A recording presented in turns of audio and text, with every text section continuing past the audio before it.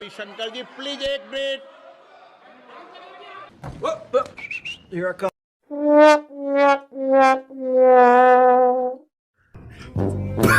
कंगना रनौत की बीजेपी से जुड़ने की जो चाहत थी और इस चाहत की वजह से जिस जुगत में वो लगी थी वो आखिरकार पूरी हो ही गई और वो हिमाचल प्रदेश के मंडी से चुनकर संसद पहुंच गई।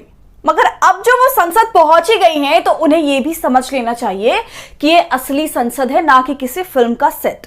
और अपनी डायलॉगबाजी की आदत से मजबूर वो राहुल गांधी की बोलते समय बीच में उठ खड़ी हुई और फिर क्या था, स्पीकर ओम बिरला ने उन्हें डांट कर बिठा दिया।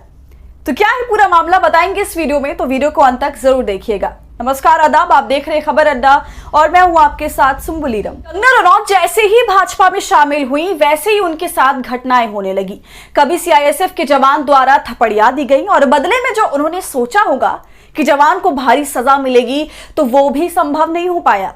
कुछ वक्त के लिए सीआईएसएफ की जवान कुलविंदर कौर को स्थगित तो कर दिया गया, मगर एक तरफ कंगना सदन में पहुंची और दूसरी तरफ कुलविंदर कौर को बहाली मिल गई और वो दोबारा अपनी नौकरी में वापस आ गई। मतलब कंगना की एक भी नहीं चली और कंगना पर हाथ उठाने वाली सिपाही ने अपनी नौकरी दोबारा पा ली। और ऐसे में कंगना शायद सोच रही होंगी कि बीजेपी का सांसद बनने के बाद मेरी ताकत बढ़ी है या फिर कम हो गई है। खैर, और अब दूसरी बार उनकी बेइज्जती भाजपा सांसद बनने के बाद हुई है। तो हुआ यूं कि संसद में कंगना रनौत सत्ताधारी पक्ष की तरफ बैठी हुई थी और चूंकि नई नई चुनकर आई थी और इसी जोश में वो राहुल गांधी के भाषण के समय बीच में ही उठ खड़ी हुई।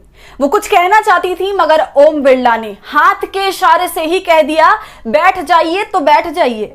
और जो अंदाज था हाथ का और जो कहने का तरीका था वो अब वायरल है। तो भाई कंगना बैक टू बैक बेइज्जती का सामना कर रही हैं और सत्ताधारी पार्टी की सांसद होने के बाद भी उन्हें बोलने नहीं दिया गया। और उसके बाद जब वो बैठी तो उनके चेहरे पर जब कैमरे का फोकस गया तो वो बता रहा था कि वो कितनी निराश हो गई हैं।